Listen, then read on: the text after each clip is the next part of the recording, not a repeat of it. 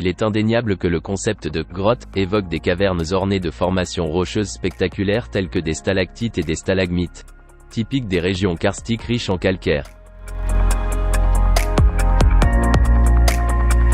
Ce type de géologie n'étant pas présent au Grand-Duché, la plupart des grottes sont presque totalement dépourvues de concrétion.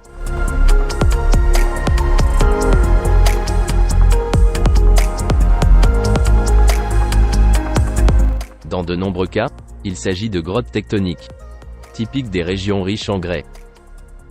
Elles sont généralement formées par la fissuration des parois rocheuses suivies d'effondrements d'une certaine ampleur.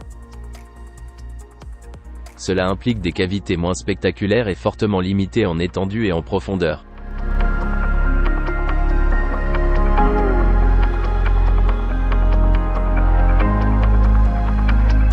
Malgré sa longueur d'environ 160 mètres, la grotte de Jimanopo fait partie de cette catégorie de grottes. Pourtant, la nature peut nous offrir des merveilles dans les endroits les plus incroyables.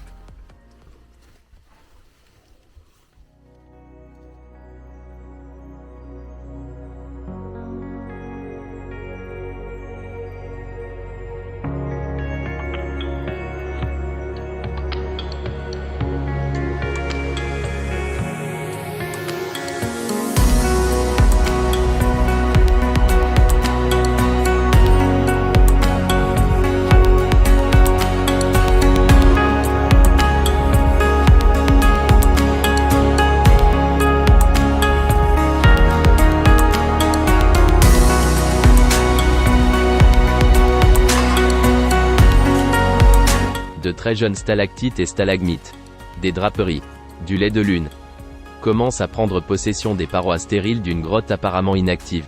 Des concrétions qui, avec le temps et le respect de ceux qui les observent, embelliront cette cavité déjà riche en histoire.